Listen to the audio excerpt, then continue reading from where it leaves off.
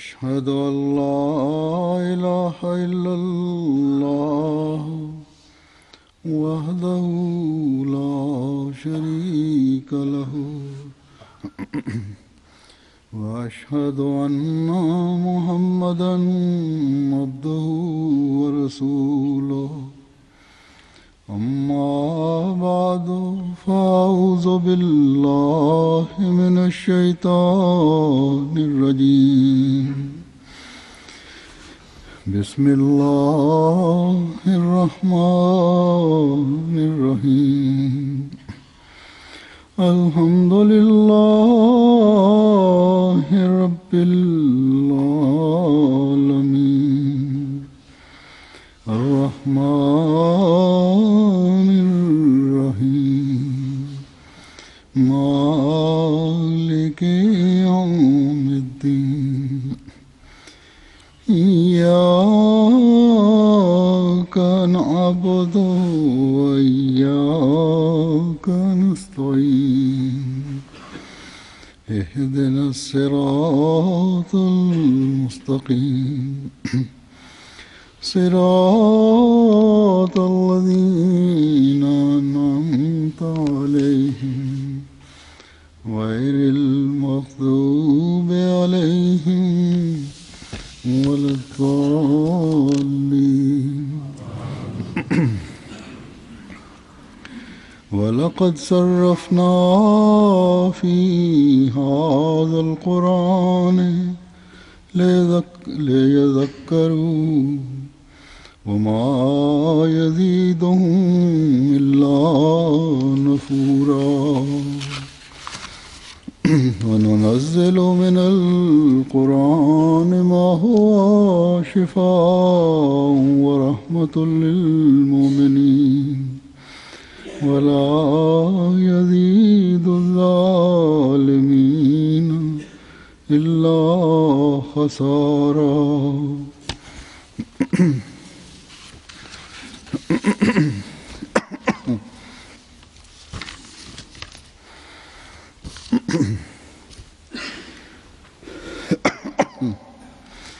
مخالفین اسلام کو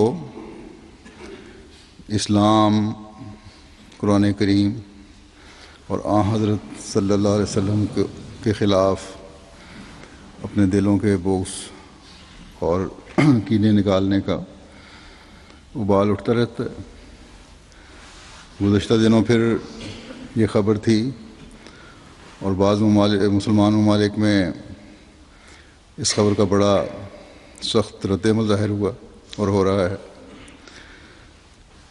جب ایک بد فطرت امریکی پادری نے، جس نے ستمبر 2010 میں قرآن کریم کے بارے میں بیہودہ گوئی اور دریدہ دہنی کی تھی اور قرآن کریم کو جلانے کی باتیں کی تھیں، اس وقت تو کسی دباؤ کے تحت یہ ظالمانہ کام نہیں کر سکا تھا، لیکن 2 دن پہلے اپنے ساتھیوں کے ساتھ مل کر قرآن کریم کو جلانے کی مذموم حرکت کی ہے اس نے، اور اپنی اس ناپاک حرکت کو یہ جسٹیفائی اس طرح کرتا ہے، یہ ڈھکوسلہ اس نے بنایا ہے کہ ایک جیوری بنائی جس کے 12 ممبر تھے اور انہوں نے فیصلہ کیا، اور اس میں مسلمانوں کی نمائندگی کرنے کے لیے فریق کے طور پر ایک مسجد کے امام کو بھی بلایا گیا کہ قرآن کریم کا دفاع کرو، اور 6 گھنٹے کے بعد جیوری نے فیصلہ کیا کہ نعوذ باللہ قرآن کریم شدت پسندی اور دہشت گردی کی تعلیم دیتا ہے، اس لیے اس کو جلایا جائے۔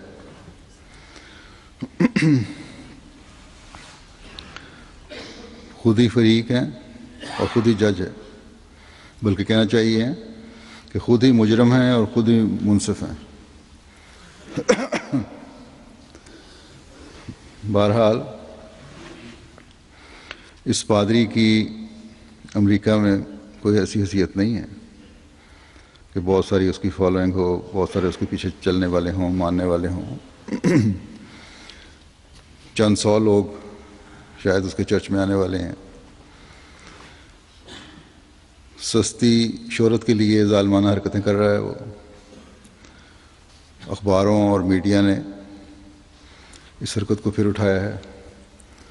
اصل میں تو میڈیا ہی ہے جو اس کو ہوا دے رہا ہے، اور بجائے اس کے کہ امن کی کوشش کرے، فساد کو ہوا دی جا رہی ہے.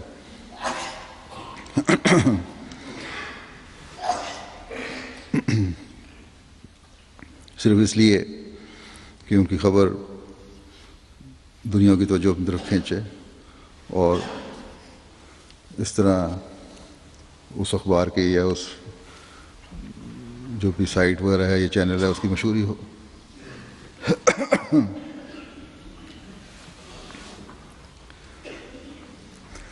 لیکن تبصرہ کرنے والے کہتے ہیں کہ باوجود اس کے کہ میڈیا نے اس کی خبر دی ہے، اس کے باوجود اس کو اس خبر کو لوگوں کی طرف سے اتنی توجہ نہیں ملی.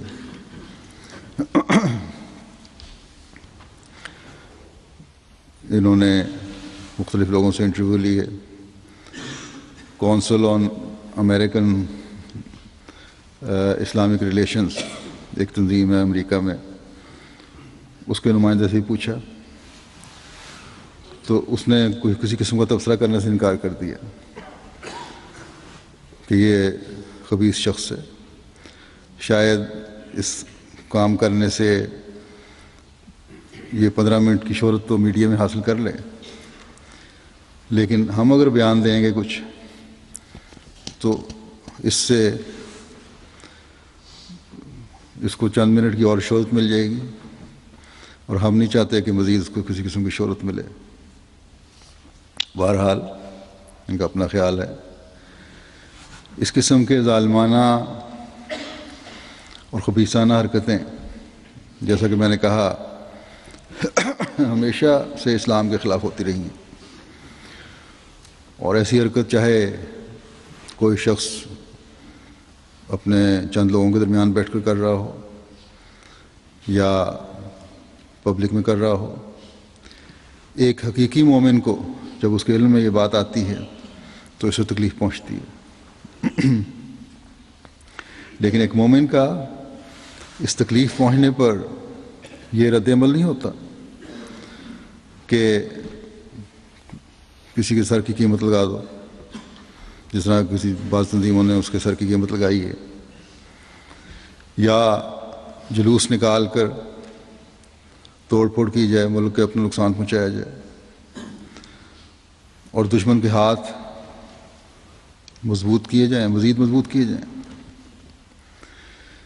بلکہ اصل رد عمل یہ ہے کہ قرآن کریم کی ایسی خوبصورت تصویر پیش کی جائے اپنے قول سے، اپنے عمل سے، اپنے کردار سے، کہ دنیا خود ہی ایسی مکروہ حرکتیں کرنے والوں پر لعن طعن کرنے لگ جائے.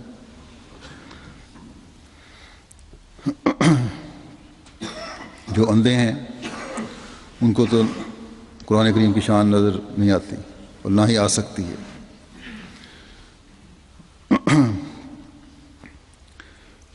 ورنہ تو بعض منصف مزاج جو ہیں مختلف مذاہب کے، انہوں نے حضرت صلی اللہ علیہ وسلم اور قرآن کریم کی تعریف میں ان میں سے ہندوؤں میں سے بھی بعضوں نے لکھا ہے، سکھوں نے بھی لکھا ہے، عیسائیوں نے بھی لکھا ہے،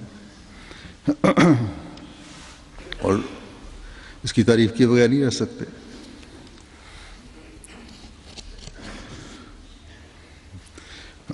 میں یہاں ایک دو مثالیں پیش کرتا ہوں جو خود بولیں گی کہ حضرت صلی اللہ علیہ وسلم کا ان غیروں کی نظر میں کیا مقام ہے. اللہ تعالیٰ اور قرآن کریم کی تعلیم کس قدر خوبصورت ہے. صرف یہی بدبخت پادری نہیں ہے جو یہ بول رہا ہے آج کل. چند دن ہوئے ایک اخباری کالم لکھنے والے نے امریکہ کے اخبار میں یہ بھی لکھا تھا کہ مسلمان تو برے نہیں ہیں. یہ بھی دیکھیں دجال کی چال کس طرح ہے کہ مسلمان تو برے نہیں ہیں لیکن قرآنی تعلیم اصل وجہ ہے جو ان کو شدت پسندی اور دہشت گردی سکھاتی ہے.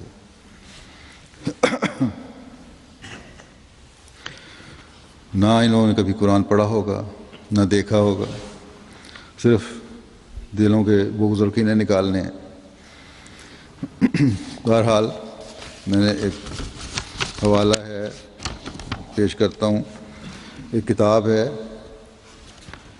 History of the international development of Europe by John William Draper. اس کے والیوم 1 کے صفحہ 332 میں یہ نیو یارک سے چھپا تھا. اس میں لکھا ہوا ہے, اس نے اس کا ترجمہ یہ ہے کہ یہ مکمل طور پر غلط خیال ہے کہ عرب کی ترقی صرف تلوار کے زور پر تھی. تلوار قوم کے مذہب کو تو بدل سکتی ہے لیکن یہ انسان کے خیالات اور ضمیر کی آواز کو نہیں بدل سکتی. پھر آگے چل کے اسی کتاب میں یہ لکھتا ہے, صفحہ ہے اس کا 343-44. بہرحال آگے کہتا ہے کہ قرآن کریم کو پڑھنے والا ایک منصف مزاج بغیر کسی شک کے اس بات پر حیران ہوتا ہے کہ کس طرح بات کے مقصد کو آسن رنگ میں ادا کیا گیا ہے. قرآن کریم اعلیٰ اخلاق اور تعلیم و احکامات سے بھرا ہوا ہے. اس کی ترکیب و ترتیب ایسی واضح اور ہر لفظ ایک مطلب اپنے اندر سمیٹے ہوئے ہے. ہر صفحہ اپنے اندر ایسے مضامین لیے ہوئے ہے جس کی تعریف کیے بغیر انسان آگے نہیں جا سکتا. تو یہ ہے اس مستشرق کا خیال. اور بہت سے مستشرقین ایسے ہیں جن کو باوجود مذہبی اختلاف کے حق سے کام لینا پڑا کہ وہ مجبور ہوئے. ان کے دل کی آواز نے ان کو کہا کہ انصاف سے کام لو, اور آن حضرت صلی اللہ علیہ وسلم اور قرآن کریم کی تعریف کے بغیر نہیں رہ سکے. لیکن جو بغض اور کینے میں بڑے ہوئے ہیں انہیں کچھ نظر نہیں آتا. میں نے جو آیات تلاوت کی ہیں ان میں بھی خدا تعالیٰ نے ایسے ہی لوگوں کا نقشہ کھینچا ہے کہ قرآن تو سچ ہے,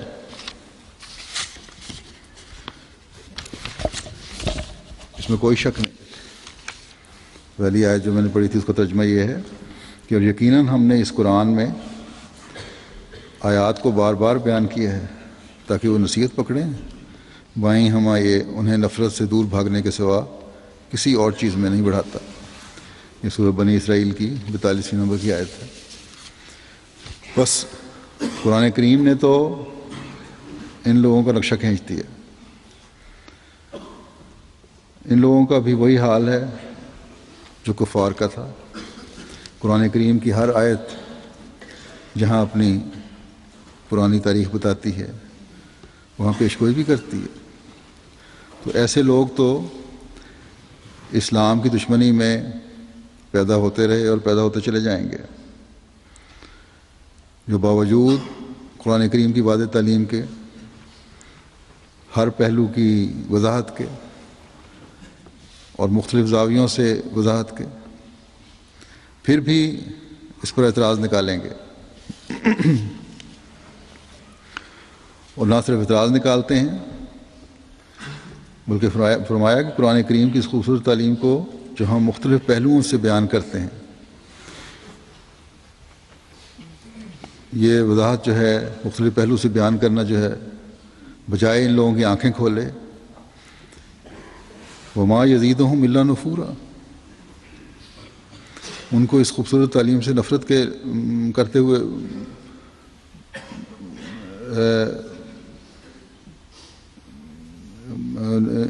خوبصورت تعلیم سے نفرت کرتے ہوئے دور بھاگنے میں ہی بڑھاتا ہے.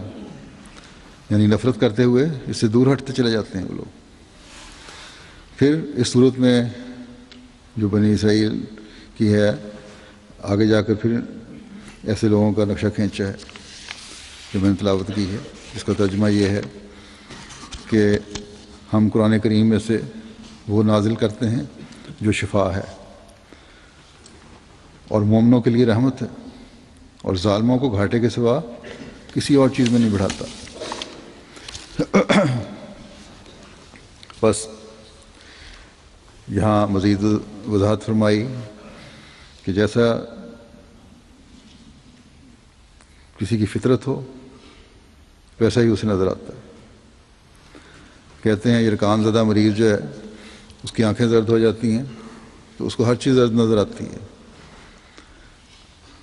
جو بد فطرت ہے اس کو اپنی فطرت کے مطابق ہی نظر آتا ہے۔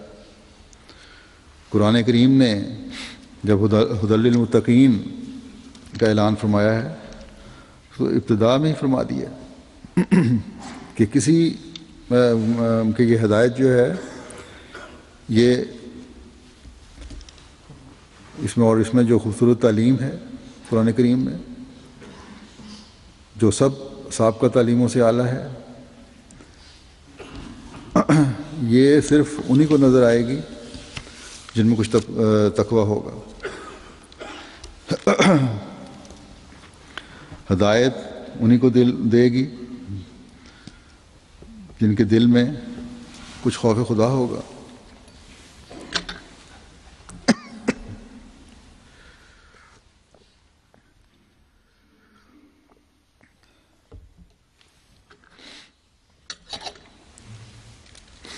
بس یہ لوگ جتنی چاہے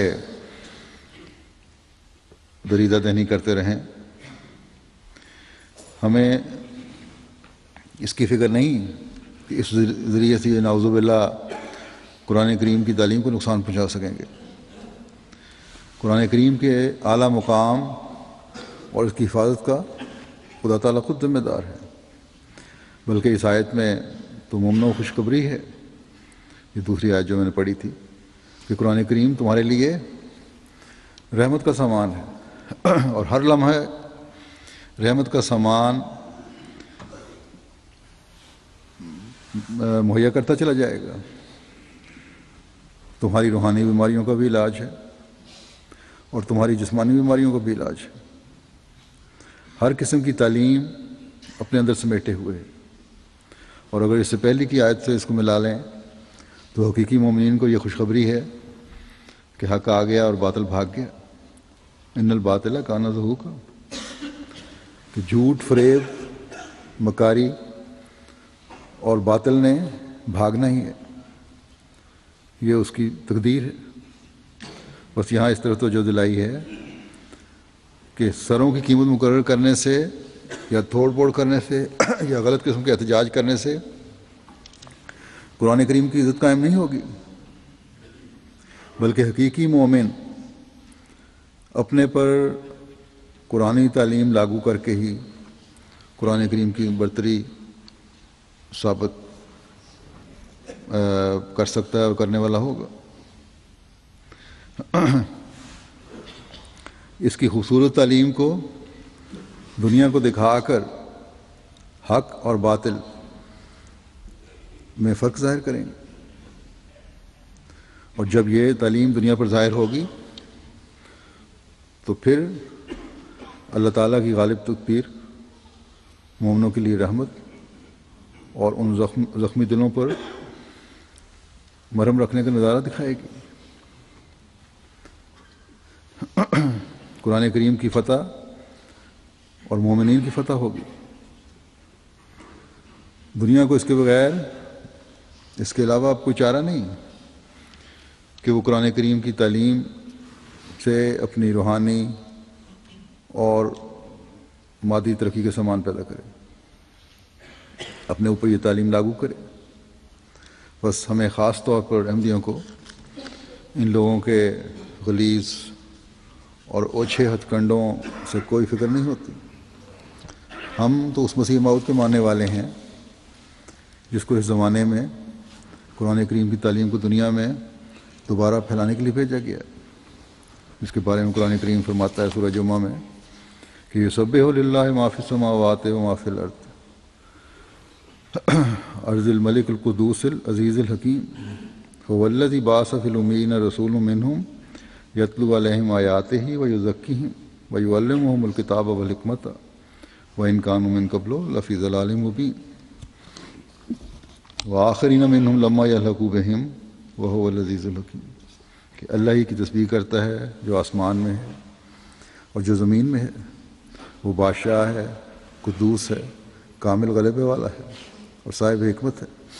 وہی ہے جس نے امی لوگوں میں انہی میں سے ایک عظیم رسول مبعوث کیا، وہ ان پر اس کی آیات کی تلاوت کرتا ہے، انہیں پاک کرتا ہے، انہیں کتاب کی اور حکمت کی تعلیم دیتا ہے، جبکہ اس سے پہلے وہ یقیناً کھلی کھلی گمراہی میں تھے، اور انہی میں سے دوسروں کی طرف بھی اسے مبعوث کیا ہے جو ابھی ان سے نہیں ملے، وہ کامل غلبے والا اور صاحب حکمت ہے۔ بس ایک پہلا دور تھا جب حضرت صلی اللہ علیہ وسلم کو اللہ تعالیٰ نے مبعوث فرمایا، اور آپ نے اس تعلیم کے ذریعے سے جو آپ پر اتری، دنیا کی انتہائی بگڑی ہوئی حالت میں ایک انقلاب پیدا کر دیا۔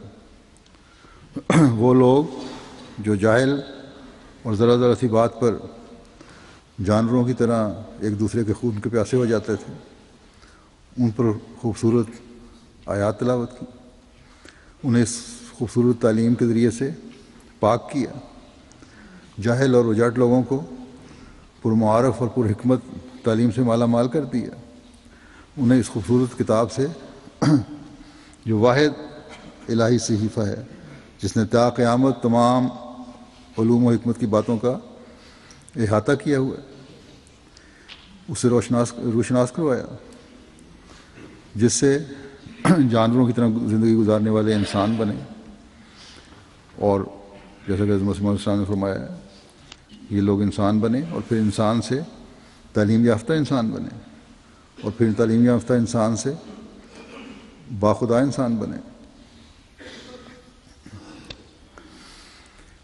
اس دور میں اب پھر ہم پر اللہ تعالیٰ نے یہ احسان فرمایا ہے، اور حضرت صلی اللہ علیہ وسلم کے غلام صادق کو بھیجا ہے تاکہ آیات پڑھ کر سنائے، الہی نشانات سے ہماری روحانیت میں اضافہ کریں، ہمارے ایمان اور یقین میں اضافہ کریں، ہماری زندگیوں کو صحیح رہنمائی کرتے ہوئے پاک کرے۔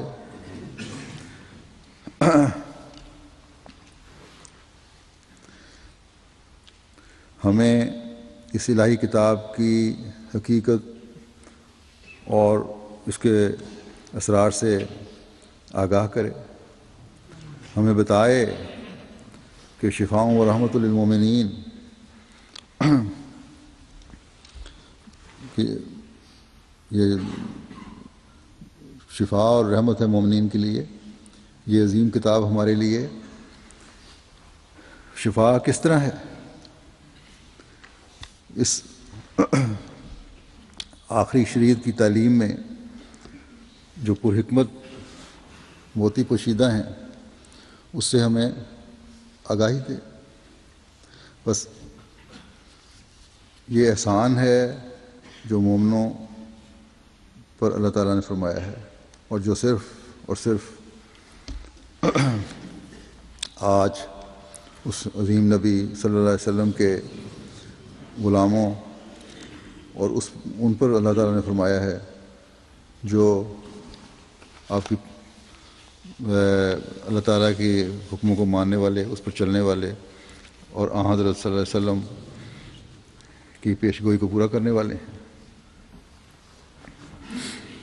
اس زمانے میں قرآن کریم کی عظمت کو حضرت مسیح موعود علیہ السلام نے کس طرح واضح فرمایا ہے، اور توریت کا موازنہ کرتے ہوئے آپ نے ایک جگہ فرمایا کہ یہ دعویٰ پادریوں کا سراسر غلط ہے کہ قرآن توحید اور احکام میں نئی چیز کون سی لایا جو توریت میں نہ تھی۔ فرمایا بظاہر ایک نادان توریت کو دیکھ کر دھوکے میں پڑے گا کہ توریت میں توحید بھی موجود ہے اور احکام عبادت اور حقوق عبادت کا بھی ذکر ہے، پھر کون سی نئی چیز ہے جو قرآن کے ذریعے سے بیان کی گئی؟ مگر یہ دھوکہ اسی کو لگے گا جس نے کلام الہی میں کبھی تدبر نہیں کیا، واضح ہو کہ الہیات کا بہت سا حصہ ایسا ہے کہ توریت میں اس کا نام و نشان نہیں۔ چنانچہ توریت میں توحید کے باریک مراتب کا کہیں ذکر نہیں۔ قرآن ہم پر ظاہر فرماتا ہے کہ توحید صرف اس بات کا نام نہیں کہ ہم بتوں اور انسانوں اور حیوانوں اور عناصر اور اجرام فلکی اور شیاطین کی پرستش سے باز رہیں، بلکہ توحید 3 درجے پر منقسم ہے۔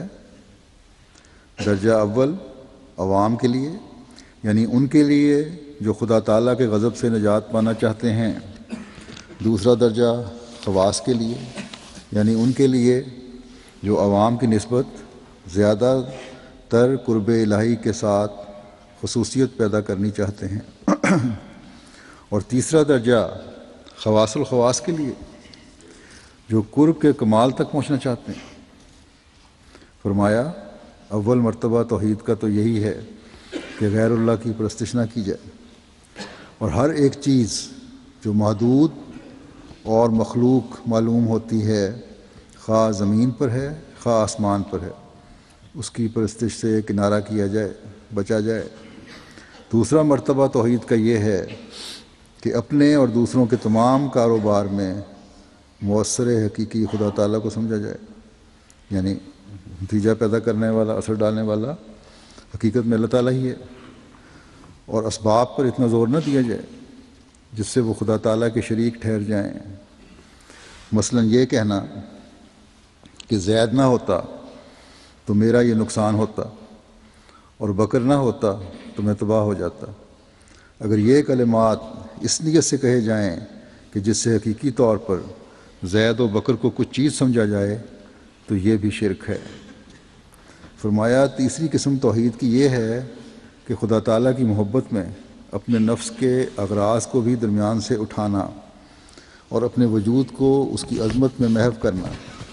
یہ توحید توریت میں کہاں ہے؟ ایسا ہی توریت میں بہشت اور دوزخ کا کچھ ذکر نہیں پایا جاتا، اور شاید کہیں کہیں اشارات ہوں۔ ایسا ہی توریت میں خدا تعالیٰ کی صفات کاملہ کا کہیں پورے طور پر ذکر نہیں۔ اگر توریت میں کوئی ایسی صورت ہوتی جیسا کہ قرآن شریف میں قل هو اللہ احد اللہ الصمد لم یلد ولم یولد ولم یکن لہ کفوا احد ہے، تو شاید عیسائی اس مخلوق پرستی کی بلا سے رک جاتے۔ ایسا ہی توریت نے حقوق کے مدارج کو پورے طور پر بیان نہیں کیا، لیکن قرآن نے اس تعلیم کو بھی کمال تک پہنچایا ہے۔ مثلا وہ فرماتا ہے ان اللہ یامر بالعدل والاحسان وایتاء ذی القربی، یعنی خدا حکم کرتا ہے کہ تم عدل کرو، اور اس سے بڑھ کر یہ کہ تم احسان کرو، اور اس سے بڑھ کر یہ کہ تم لوگوں کی ایسے طور سے خدمت کرو جیسے کوئی قرابت کے جوش سے خدمت کرتا ہے، یعنی بنی نوع انسان سے تمہاری ہمدردی جوش طبعی سے ہو، کوئی ارادہ احسان رکھنے کا نہ ہو، جیسا کہ ماں اپنے بچے سے ہمدردی رکھتی ہے۔ فرمایا ایسا ہی توریت میں خدا کی ہستی اور اس کی وحدانیت اور اس کی صفات کاملہ کو دلائل عقلیہ سے ثابت کر کے نہیں دکھلایا، لیکن قرآن شریف نے ان تمام عقائد اور نیز ضرورت الہام اور نبوت کو دلائل عقلیہ سے ثابت کیا ہے، اور ہر ایک بحث کو فلسفے کے رنگ میں بیان کر کے حق کے طالبوں پر اس کا سمجھنا آسان کر دیا ہے۔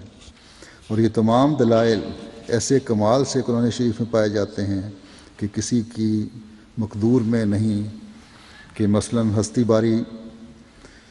ہستی باری پر کوئی ایسی دلیل پیدا کر سکے کہ جو قرآن شریف میں موجود نہ ہو۔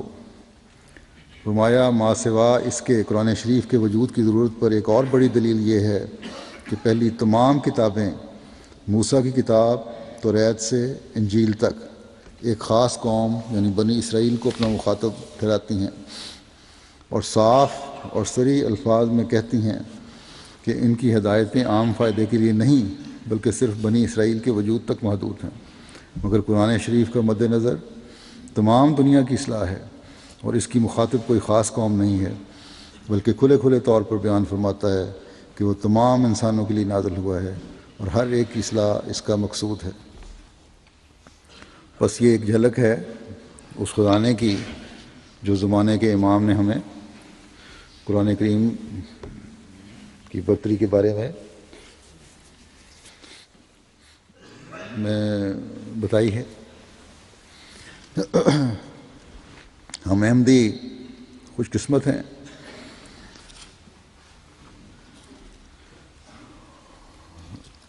اور ہم خوش قسمت تبھی کہلا سکتے ہیں جب ہم اپنی زندگیوں کو قرآن کریم کے حکموں کے مطابق ڈھالنے کی کوشش کریں, دنیا کو دکھائیں کہ دیکھو یہ وہ روشن تعلیم ہے جس پر تمہیں اعتراض ہے.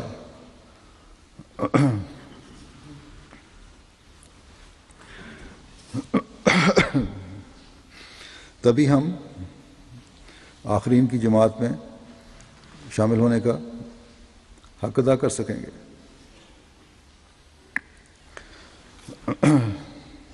میں نے خطبے میں جرمنی کی مثال دی تھی کہ وہاں جماعت نے مختلف جگہوں پر قرآن کریم کی نمائش لگائی ہے اور بعض جگہ چرچ کے ہال بھی نمائش کے لیے استعمال کیے گئے, جس کا بڑا اچھا اثر ہوا, میڈیا نے بھی اس کو دیا.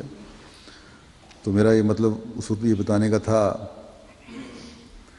کہ دوسرے ممالک کی جماعتیں بھی اس طرح کی نمائشیں لگائیں, لیکن اس پر اس طرح کام نہیں ہوا.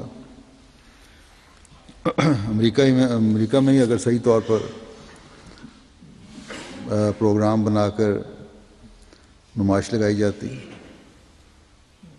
تو میڈیا جو آج کل جس کی توجہ اسلام کی طرف ہے, اگر ایک طرف اس ظالم کی باتیں بیان کرتا ہے تو ہماری بھی بیان کرتا ہے. گو امریکہ کی جماعت نے اللہ تعالیٰ کے فضل سے امن کا پیغام پہنچانے کے لیے, جماعت کا پیغام پہنچانے کے لیے لیفلیٹنگ اور سیمینار وغیرہ بڑے وسیع پیمانے پر کیے ہیں اور اچھا کام ہوا ہے, اس کو میڈیا میں کافی کوریج ملی ہے. لیکن اس طرح کے کام نمائش وغیرہ کے اس طرح نہیں ہوئے جس طرح ہونے چاہیے تھے. مومن کا کام ہے کہ ہر محاذ پر نظر رکھے.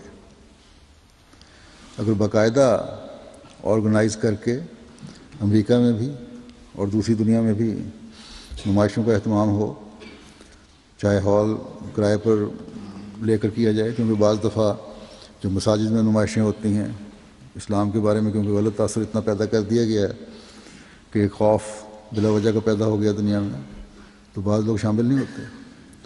تو اگر ہال وغیرہ کرائے پر لیے جائیں, اس میں نمائش کی جائے, قرآن کریم کے تراجم رکھے جائیں, اس کی خوبصورت تعلیم کے پوسٹر اور بینر بنا کے لگائے جائیں, خوبصورت قسم کا ڈسپلے ہو وہاں, تو لوگوں کی توجہ کھینچے گا. یہ میڈیا کی توجہ بھی اس طرف ہوگی. آج کل اسلام کی طرف توجہ ہوئی ہے, بعض جائز باتیں بھی لکھ دیتے ہیں, جماعت کے بارے میں جو بھی خبریں آتی ہیں اکثر صحیح بھی لکھ دیتے ہیں.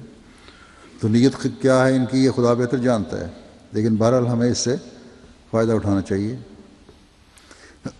اسٹالوں کے ذریعے اور عمومی نمائشوں میں بے شک ہم حصہ لیتے ہیں, لیکن اس کی کوریج میڈیا پر نہیں ہوتی, کیونکہ وہاں اور بڑے بڑے اسٹال آئے ہوتے ہیں, لوگ آئے ہوتے ہیں, مختلف قسم کے توجہات ہوتی ہیں, ترجیحات ہوتی ہیں. تو خاص طور پہ جب ہم یہ کریں گے علیحدہ نمائش, تو اس کا زیادہ بہرحال اثر ہوگا.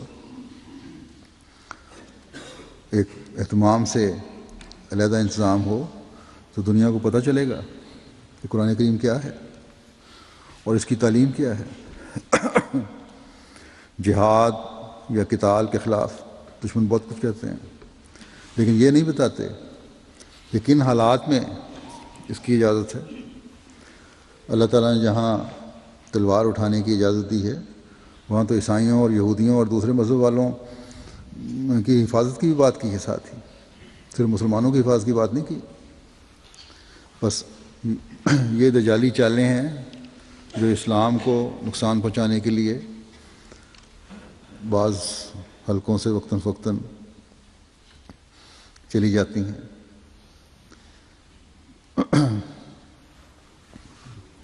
ان کے مکمل توڑ کی ہمیں ضرورت ہے, اور مکمل توڑ کے لیے مسلسل کوشش کی ضرورت ہے.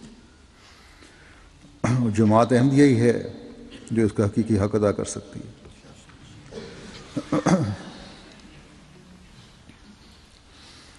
حضرت مسیح موعود علیہ السلام کے اقتباس جو میں نے پڑھا ہے، اس سے پتہ چلتا ہے کہ کیا اہمیت ہے اس قرآن کریم کی تعلیم کی، اور کس طرح آپ نے موازنہ پیش کیا ہے۔ پھر اسلام نے جتنا انصاف پر زور دیا ہے کسی اور کتاب نے دیا ہے۔ مثلا ایک جگہ قرآن کریم میں اللہ تعالیٰ فرماتا ہے لا ینہاکم اللہ عن الذین لم یقاتلوکم فی الدین ولم یخرجوکم من دیارکم ان تبروہم وتقسطوا الیہم ان اللہ یحب المقسطین۔ اور تمہیں ان سے منع نہیں کرتا، یعنی اس بات سے ان لوگوں سے منع نہیں کرتا جنہوں نے تم سے دین کے معاملوں میں قتال نہیں کیا، اور نہ تمہیں بے وطن کیا کہ تم ان سے نیکی کرو اور ان سے انصاف کے ساتھ پیش آؤ۔ یقین اللہ انصاف کرنے والوں سے محبت کرتا ہے، جو تم سے لڑتے نہیں، تمہیں نقصان نہیں پہنچا رہے، ان سے قطع تعلق کرنے سے یا ان سے نیکی کرنے سے یا ان کو انصاف مہیا کرنے سے تمہیں اللہ تعالیٰ منع نہیں کرتا۔ پھر فرمایا کہ یا ایھا الذین آمنوا کونوا قوامین للہ شہداء بالقسط ولا یجرمنکم شنآن قوم علی الا تعدلوا اعدلوا هو اقرب للتقوی واتقوا اللہ ان اللہ خبیر بما تعملون۔ کہ اے وہ لوگوں جو ایمان لائے ہو، اللہ کی خاطر مضبوطی سے نگرانی کرتے ہوئے انصاف کی تائید میں گواہ بن جاؤ، اور کسی قوم کی دشمنی تمہیں ہرگز اس بات پر آمادہ نہ کرے کہ تم انصاف نہ کرو۔ انصاف کرو، یہ تقویٰ کے سب سے زیادہ قریب ہے، اور اللہ سے ڈرو، لیکن اللہ اس سے ہمیشہ باخبر رہتا ہے جو تم کرتے ہو۔ پھر فرماتا ہے وَاعْبُدُوا اللَّهَ وَلَا تُشْرِكُوا بِهِ شَيْئًا وَبِالْوَالِدَيْنِ إِحْسَانًا وَبِذِي الْقُرْبَىٰ وَالْيَتَامَىٰ وَالْمَسَاكِينِ وَالْجَارِ ذِي الْقُرْبَىٰ وَالْجَارِ الْجُنُبِ وَالصَّاحِبِ بِالْجَنبِ وَابْنِ السَّبِيلِ وَمَا مَلَكَتْ أَيْمَانُكُمْ إِنَّ اللَّهَ لَا يُحِبُّ مَنْ كَانَ مُخْتَالًا فَخُورًا۔ اور اللہ کی عبادت کرو اور کسی چیز کو اس کا شریک نہ ٹھہراؤ، اور والدین کے ساتھ احسان کرو، اور قریبی رشتہ داروں سے بھی، اور یتیموں سے بھی، اور مسکین لوگوں سے بھی، اور رشتہ دار ہمسایوں سے بھی، اور غیر رشتہ دار ہمسایوں سے بھی، اور اپنے ہم جلیسوں سے بھی، اور مسافروں سے بھی، اور ان سے بھی جن کے تمہارے دانے ہاتھ مالک ہوئے۔ لیکن اللہ اس کو پسند نہیں کرتا جو متکبر اور شیخی بگاڑنے والا ہے۔ اب ان آیات میں پہلے وہ کفار جو دشمنی نہیں کرتے ان سے نیکی اور انصاف کا حکم ہے۔ پھر سورہ مائدہ کی آیت ہے، اس میں فرمایا دشمنوں سے بھی عدل اور انصاف کرو، کہ دشمنی کی بھی کچھ حدود اور قیود ہوتی ہیں۔ دشمن اگر کمینی اور ذلیل حرکتیں کر رہا ہے تو تم انصاف سے ہٹ کر غیر ضروری دشمنیاں نہ کرو، جرم سے بڑھ کر سزا نہ دو۔ جیسے گندے اخلاق وہ دکھا رہا ہے تم بھی ویسے نہیں دکھانے لگ جاؤ۔ پھر تیسری آیت جو سورہ نساء کی آیت ہے، اس میں والدین سے لے کر ہر انسان سے احسان کے سلوک کا ارشاد فرمایا، یعنی کل انسانیت سے اس نے سلوک کرو اور احسان کرو، اور تاکہ ایک دنیا میں امن قائم ہو۔ تو امن کے قیام کے لیے، ایک پرامن معاشرے کے لیے یہ اعلیٰ تعلیم ہے جو قرآن کریم نے ہمیں دی ہے، اور یہی آج امن کی ضمانت ہے، نہ کہ وہ عمل جو اس ظالم امریکی پادری نے قرآن کریم کی توہین کر کے کیا۔ ایسے لوگ یقیناً خدا تعالیٰ کی عذاب کو آواز دینے والے ہیں۔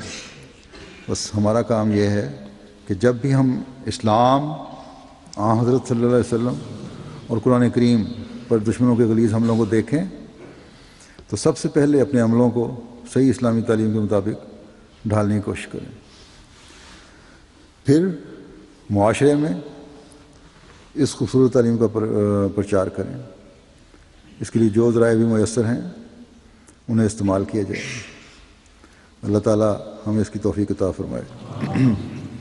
اس وقت میں سلسلے کے ایک عالم اور بزرگ کا بھی ذکر کرنا چاہتا ہوں جو حافظ قرآن بھی تھے، جن کو قرآن سے خاص تعلق تھا۔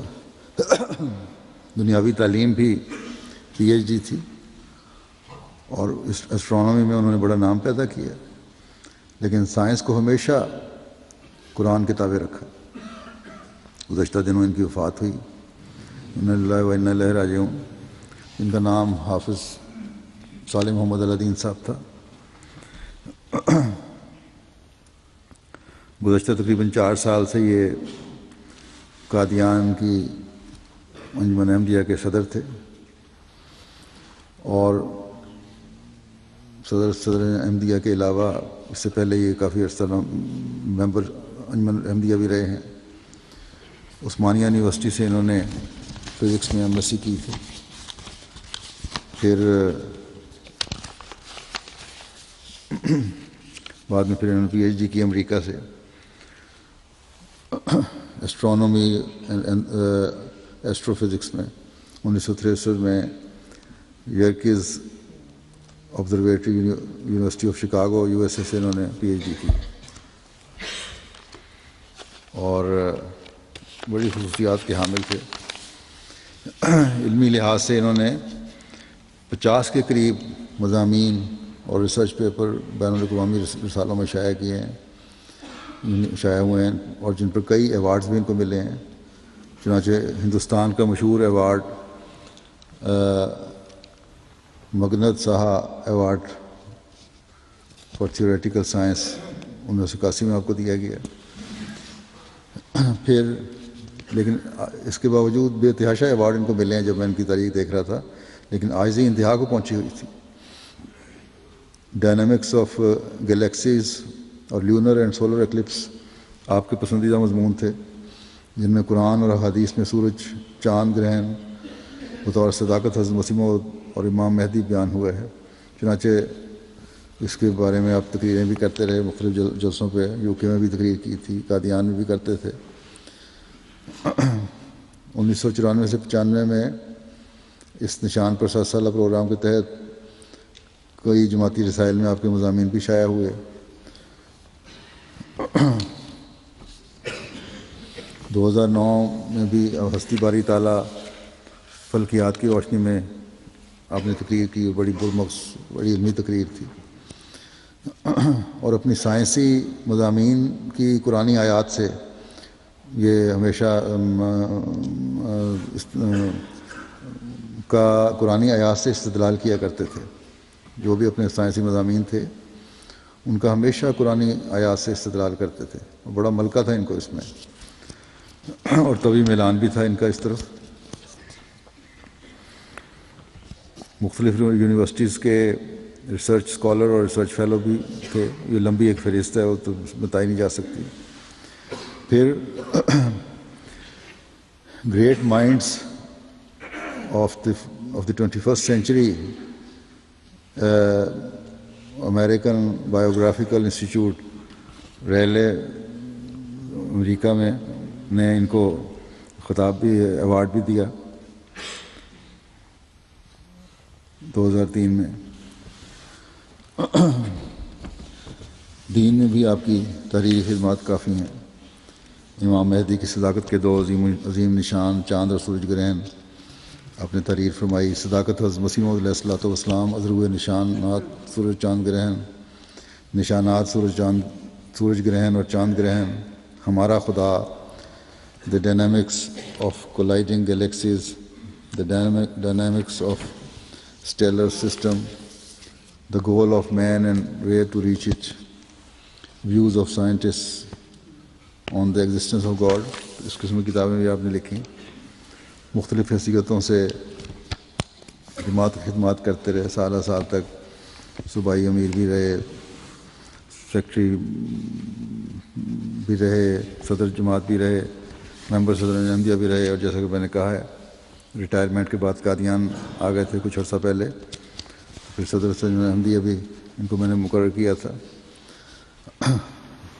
تعلق باللہ بھی اللہ تعالیٰ سے بڑا تھا ان کا۔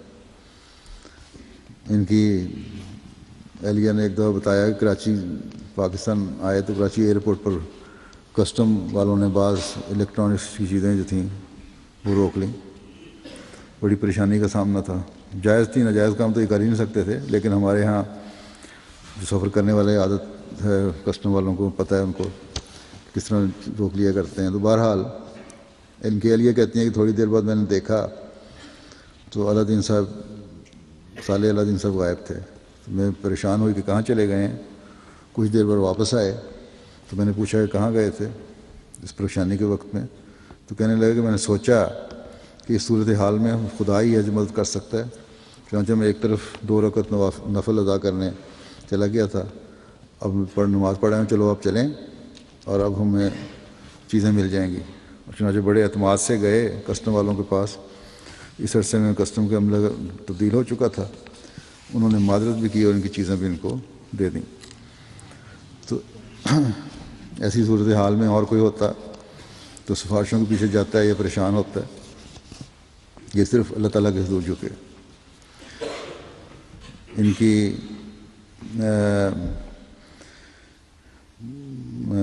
اہلیہ کی بہن ہیں ڈاکٹر نصرت جہاں، یہ مولوی عبد المالک خان صاحب کے داماد بھی تھے. تو کہتی ہیں جب میں قادیان گئی تو اپنی بیماری کی وجہ سے میں نے دیکھا کہ مسجد نہیں جا سکتے تھے. اس کا بہت ان کو دکھ تھا. اس کا اظہار کرتے تھے کہ میں مسجد نہیں جا سکتا اور تم لوگ وہاں جا کے نمازیں پڑھتے ہو. ایک کہتی ہیں مجھے انہوں نے بتایا اور مجھے اور روایتیں بھی ملی ہیں اس بارے میں، دوسروں سے بھی ذکر ہے اس کا، کہ 26 سال کی عمر کا ہوں گا کہ ایک دن حضرت شیخ شکوب علی صاحب عرفانی کی خدمت میں حاضر ہوا. میں اندر داخل ہوا ہی تھا تو آپ فرمانے لگے کہ ابھی یا آج ہی میں نے خواب میں حضرت مولوی حکیم نور الدین صاحب خلیفۃ المسیح اول رضی اللہ عنہ کو دیکھا ہے. وہ تشریف لائے ہیں. تو انہوں نے کہا، عرفانی صاحب نے کہا کہ خواب میں دیکھا تھا کہ آپ حضرت مولوی نور الدین صاحب کی کرسی پر بیٹھے ہیں.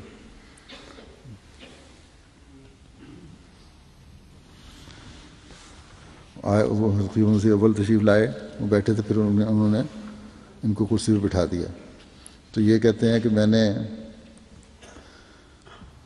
سوچا کہ کہاں میں اور کہاں خلیفۃ المسیح اول، یوں بات آئی گئی ہو گئی.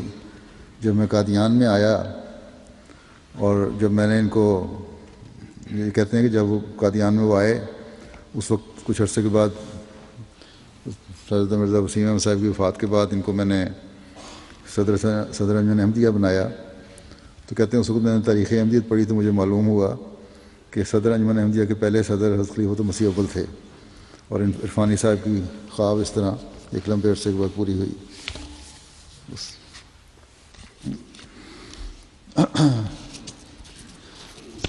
ایک امتحان کی تیاری تھی اسکول کی. کہتے ہیں کہ قرآن شریف سے ان کو بڑا تعلق تھا اور قرآن شریف خود بڑی ہمت کر کے انہوں نے حفظ کیا ہے. کہ پرچہ تھا صبح تو میری والدہ نے کہا کہ بیٹے پرچے کی تیاری کر لو، لیکن میں قرآن کریم کو پڑھ رہا تھا اور وہی یاد کرتا رہا.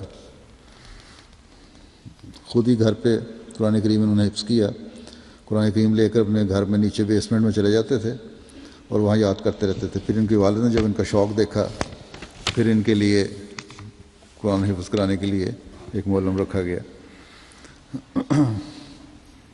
خلافت کی کامل اطاعت تھی اور بڑی جانثاری کا جذبہ تھا. درویشان قادیان سے بہت عقیدت رکھتے تھے. کوئی جیسے پہلے بھی ذکر کیا، ہر مشکل میں نفل اور دعا میں لگ جاتے تھے. بے نفس، بے ضرر، تہجد گزار، قرآن کریم کی آیات زیر لب تلاوت کرتے رہتے. مسجد اقصیٰ میں جلسے سلانے کے ایام میں تہجد کی امامت بھی کرواتے تھے. ہمیشہ دینی مجالس میں بیٹھنا پسند کیا. دنیا سے کوئی سروکار نہیں تھا.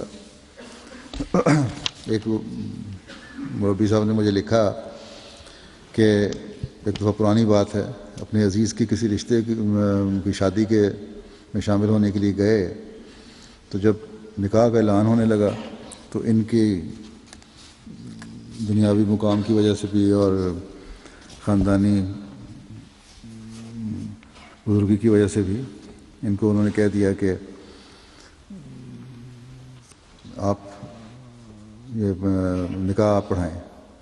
اس پہ بڑے سخت ناراض ہوئے کہ تم لوگ مربیوں کا احترام نہیں کرتے, واقفین زندگی کا احترام نہیں کرتے. یہ کس طرح ہو سکتا ہے کہ مربی یہاں موجود ہے اور میں نکاح پڑھاؤں, اور ایسی بات تک کہ تو میں تمہاری شادی میں شامل نہیں ہوں گا.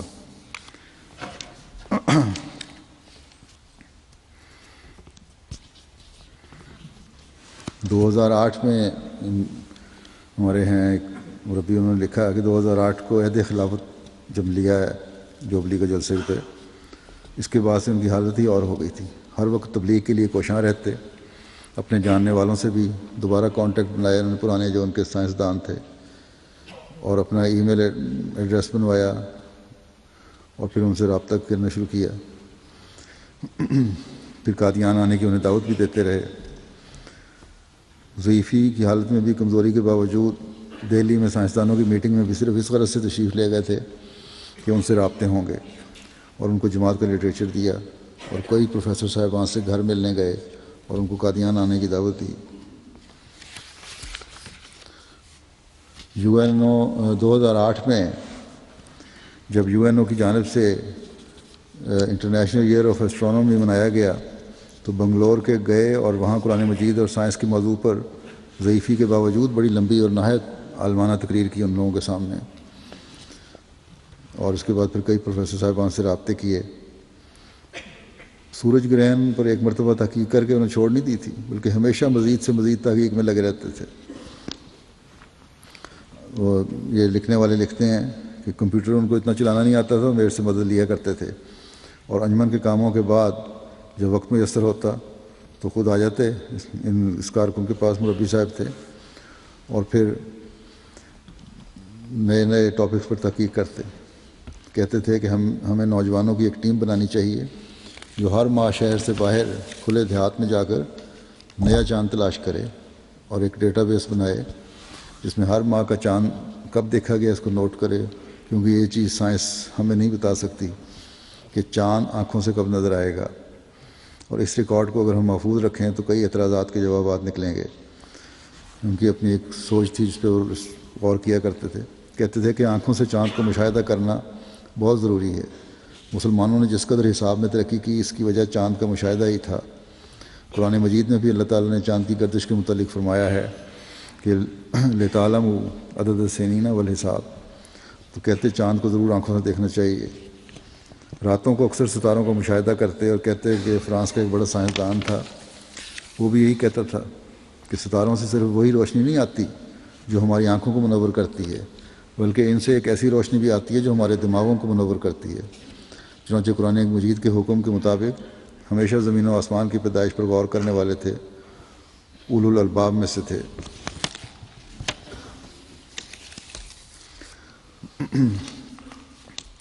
آپ کے دادا احمدی ہوئے تھے, اور وہ بھی ان کا عجیب واقعہ احمدی ہونے کا. کہتے ہیں کہ میں کاروباری آدمی تھا, دنیا میں وفادار آدمی تھا, دین سے کوئی رغبت نہیں تھی. ایک دن ریویو آف ریلیجن رسالہ میرے پاس آیا, اور اس پہ ساتھ یہ بھی تھا کہ اس کے لیے اشتہار دیں. تو اس پہ میں نے ایک اسلامی اصول کی فلاسفی کا اشتہار بھی دیکھا. وہ میں نے کتاب منگوا کے پڑھی, اور پھر یوں ہوا جیسے سارے اندھیرے چھٹ گئے. اس کے بعد ان کے دادا بھی کہتے ہیں کہ میرے پہ ایسا انقلاب آیا ہے کہ میں روزے بھی رکھنے لگ گیا, نفلی روزے بھی رکھنے لگ گیا, نمازوں اور تہجد کی طرف بھی توجہ پیدا ہو گئی.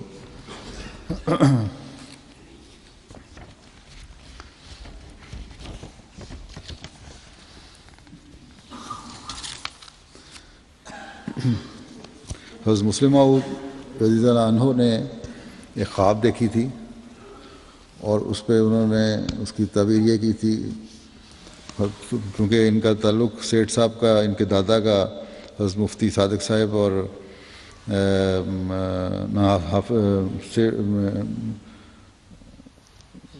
یعقوب علی صاحب عرفانی اور حافظ روشن علی صاحب کے ساتھ تھا.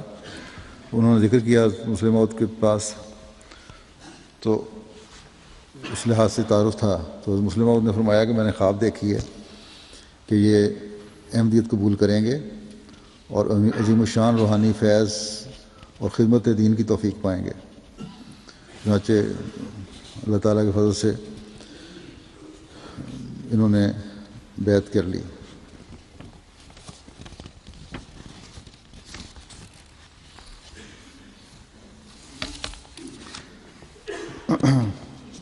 حضرت مسلم موعود نے ان کے دادا کا بھی ذکر فرمایا ہے، پرانا ایک خاندان ہے اس لیے میں کا ذکر کرتا ہوں ان کا بھی، کہ متواتر سلسلے کی خدمت میں ان کا نمبر غالباً سب سے بڑا ہوا ہے۔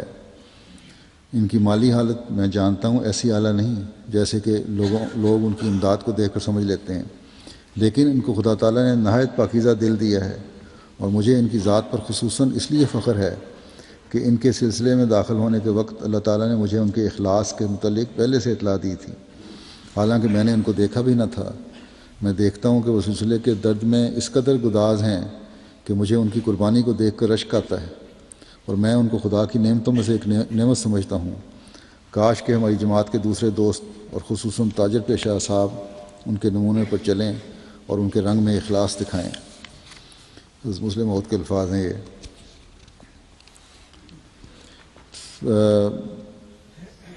مولوی محمد اسماعیل صاحب یادگیری کہتے ہیں کہ میں نے اندازہ لگایا کہ ان کی مالی قربانی کتنی ہوتی ہے۔ تو اس زمانے میں پیسے تو اب رواج ہے نا کہ 1 روپے میں 100 پیسے، اس زمانے میں آنے ہوتے تھے اور 16 آنے کا 1 روپیہ۔ تو کہتے ہیں کہ میں نے حساب لگایا تو مجھے دیکھا میں نے کہ 14 آنے یہ خدمت دین پہ خرچ کرتے ہیں اور صرف 2 آنے اپنی ضروریات کے لیے رکھتے تھے، باوجود اس کے بڑے کاروباری تھے۔ حضرت مسلم موعود رضی اللہ عنہ نے ان کے دادا کے بارے میں ایک دفعہ فرمایا کہ تبلیغ احمدیت کے متعلق ان کا جوش ایسا ہے جیسے حضرت مسیح موعود علیہ السلام کے پرانے صحابہ مولوی برہان الدین صاحب وغیرہ میں تھا، اور خدا کی راہ میں خرچ کرنے کا جوش اس طرح ہے جیسے سیٹھ عبد الرحمن صاحب رضی اللہ عنہ میں تھا۔ حضرت مسیح موعود علیہ السلام کے پاس اللہ تعالیٰ نے سیٹھ عبد الرحمن اللہ رکھا کی شکل میں اپنے فرشتے بھجوائے تھے، اور میرے پاس آپ کی شکل میں فرشتے بھجوائے ہیں۔ تو یہ ہے مختصر ان کا تعارف اور خاندانی تعارف بھی۔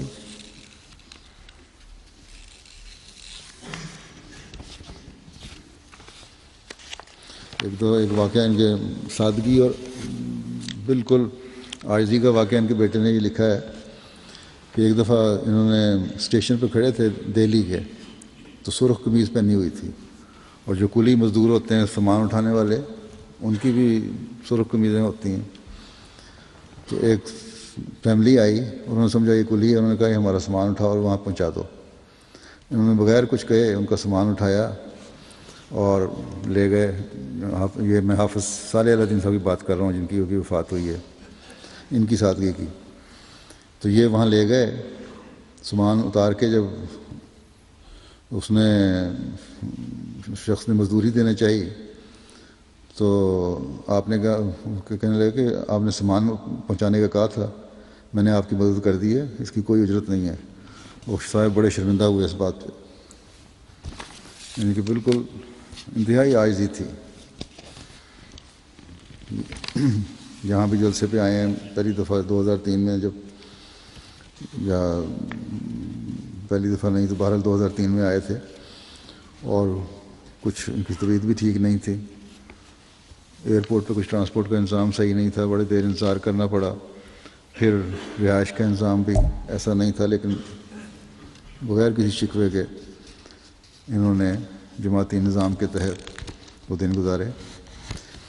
اللہ تعالیٰ ان کو بری کی رحمت کرے، ان کے بچوں کو بھی نیکیوں پر قائم رکھے، ان کا حافظ و ناصر ہو۔ ان کی اہلیہ بھی وفات پا چکی ہیں پہلے ہی ان سے۔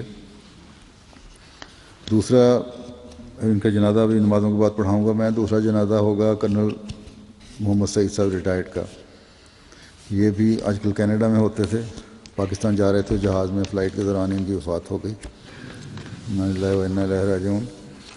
یہ کینیڈا میں وینکوور اور کیلگری میں بطور آنریری مربی سلسلہ تعینات رہے تھے۔ اس کے علاوہ کینیڈا میں بطور جنرل سیکرٹری، صدر قضاء بورڈ کینیڈا، سیکرٹری وسائل وغیرہ خدمات پہ جالاتے رہے۔ احمدیہ گزٹ اور وقف نو کے کوآرڈینیٹر کے طور پر بھی کام کیا۔ کیوبیک میں قرآن مجید کے فرینچ اور گور مکھی ترجمے کی ترویج میں پیش رہے۔ بیوت الحمد روا کی جب تحریک کا اعلان کیا حضرت رابع نے، جنہوں نے خواہش کا اظہار کیا کہ 1,00,000 روپے اپنی فیملی کی طرف سے ادا کریں گے، تو وہاں اس میں وہ ادا نہیں کر سکے۔ اس کے بعد کینیڈا چلے گئے، وہاں مسجد بیت السلام کی تعمیر کے وقت آپ نے اپنی فیملی کی طرف سے $1,00,000 اس مسجد کے لیے رقم ادا کی۔ قرآن مجید کی 2 زبانوں میں اشاعت کے لیے کافی بڑی رقم کی مالی کی توفیق بھی ملی ان کو ادائیگی کی۔ اللہ تعالیٰ ان کے بھی درجات بلند کرے اور ان کے بچوں کا حافظ و ناصر ہو۔ ان دونوں بزرگوں کے نماز جنازہ بھی ادا کروں گا جیسا کہ میں نے کہا۔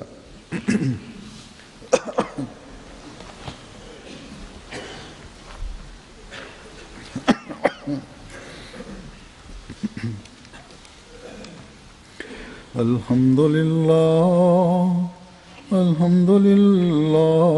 نحمده ونستعينه ونستغفره ونؤمن به ونتوكل عليه ونعوذ بالله من شرور أنفسنا ومن سيئات أعمالنا من يهده الله فلا مضل له ومن يضلل فلا هادي له ونشهد أن لا إله إلا الله ونشهد أن محمدا عبده ورسوله عباد الله رحمكم الله